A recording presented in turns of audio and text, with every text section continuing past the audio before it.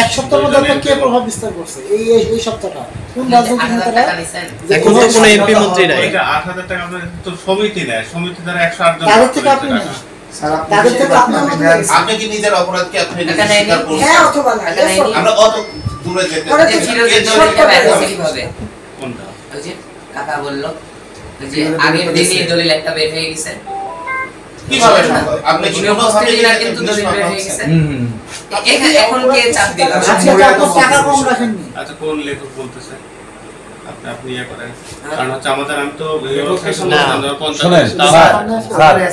আপনি যে জায়গায় বসে আছেন কোন মোহরই আপনার বিরুদ্ধে কথা বলবেন না, এটা চরম বাস্তব। লাইসেন্স বাতিলের একটা ইয়ে আছে। আপনাদের হচ্ছে আপনারা যেটা দাবি করছেন, আপনারা আমাকে চাচ্ছেন আমি তো বদলি আবেদন চলে যাচ্ছি, এবং যারা হচ্ছে আপনার যে সমস্ত লেখক তারা বিগত সময় প্রভাব বিস্তার করছে তাদের লিস্ট আমি তো দিয়ে দিচ্ছি।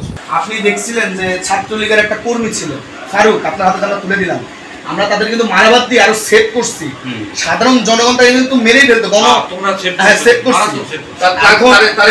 কিভাবে আমাদের গোপালপুর লালগেট ফিফটি করে কিভাবে চালান দিলেন স্যার? আমি শেষ করি সিনিয়র থেকে ডাক ঠিক আছে ঠিক আছে এবার ডায়ালগটা আমরা গঠিত না করি স্যার এখন মনে হয় এই যদি ক্ষমা পাইলে ওই পাপ আপনার যে জিনিসটা ছাড়েন না, আপনি কিন্তু আমাকে ধরে বলছেন অফিসিয়াল প্রসিডিউর, যেটা একজন আপনি সম্ভবত বলতেছেন যে দীর্ঘমেয়াদী প্রসেস।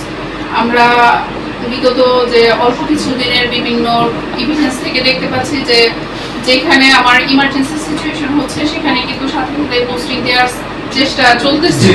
কোথাও কিন্তু এরকম না যে আমার ভ্যাকেন্সি খুব দীর্ঘদিন হয়ে যাচ্ছে। তাহলে ওনার যদি প্রত্যাহার বা পদত্যাগ যেটাই হোক আপনারা দাবি জানান, সেটা হচ্ছে আমাদেরকে লিখিতভাবে দিলে আমরা জেলা রেজিস্ট্রার বরাবর অলরেডি আমি ডিসি স্যারের সাথে কথা বলেছি, স্যার অবগত আছে, স্যার ওখানকার রেজিস্ট্রারের সাথে কথা বলেছে, আপনাদের লিখিত আবেদনটা আমরা আজকে ফরওয়ার্ড করে দিচ্ছি।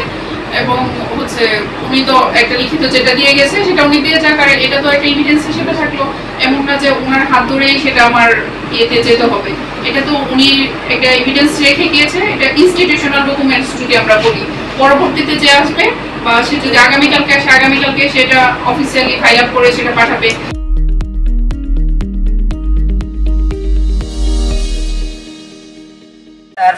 স্যার আমাদের আশ্বস্ত করছে যে তার প্রত্যাহার খুব দ্রুত করবে, এবং তিনি একটি লিখিতভাবে নিয়ে দিয়েছে যে ফিরোজ, কায়ুম, আনিসুজ্জামান বাবু, সাইফুল, কামরুজ্জামান লাবলু, রান্টু, হজরত আলী মাস্টার, জহুরুল উল্লেখিত ব্যক্তিবর্গ বিগত সময়ে রাজনৈতিক ছত্রছায়ায় লালপুর সাব রেজিস্ট্রার অফিসে প্রভাব বিস্তার করেছে।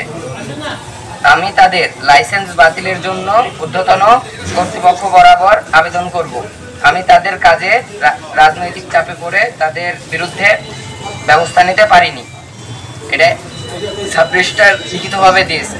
তো আশা করা যায় যে ইউনো ম্যাম আমাদের যে আশ্বস্ত করছে আমরা খুব তাড়াতাড়ি এর ফলাফল পাবো, এবং আজকের কর্মদিবসে তিনি দায়িত্ব পালন করবেন।